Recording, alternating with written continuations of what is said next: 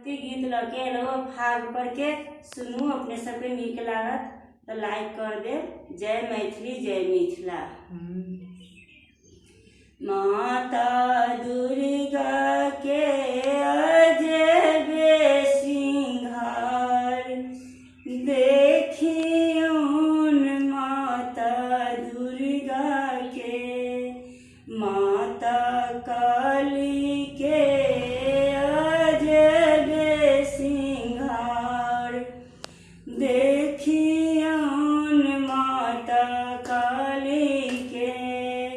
सिर मुटुक शोभे कानों में कुंडल, सिरों में मुटुक शोभे कानों में कुंडल।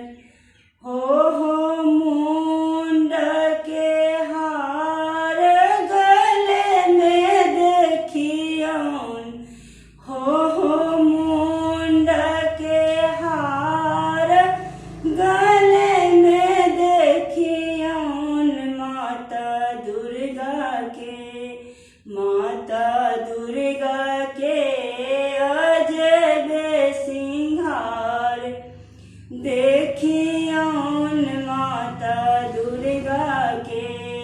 माता काली के अजबे सिंगार देखियौन माता काली के। कौने फूल ओढ़न काने फूल पहिरन, कौने फूल ओढ़न काने फूल पहिरन। हो कौने फूल माता के सिंगार देखियौन, हो कौने फूल माता के सिंगार देखियौन माता काली के, माता काली के अजबे सिंगार देखियौन माता काली के।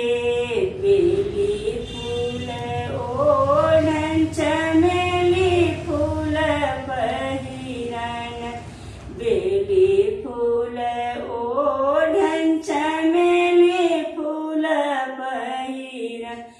हो ओढ़हुल फूल मैया के सिंगार देखियौन, हो ओढ़हुल फूल मैया के सिंगार देखियौन माता काली के, माता काली के अजबे सिंगार देखियौन माता काली के, माता काली के अजबे सिंगार देखियौन माता दुर्गा के। शंख चक्र धनुष बाण हाथों में खपर, शंख चक्र धनुष बाण हाथों में खपर। हो शेर पर सवार देखियौन, हो मैया के शेर पर सवार देखियौन माता दुर्गा के, माता दुर्गा के अजबे सिंगार देखियौन माता दुर्गा के।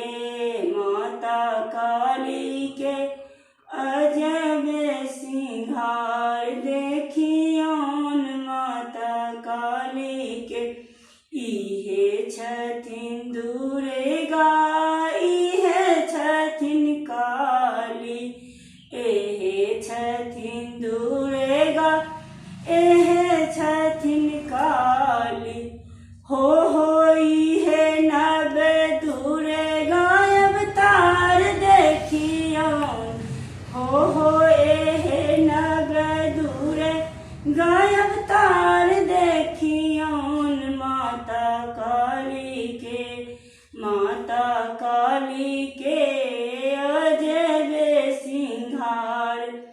देखियौन माता काली के, माता दुर्गा के, अजय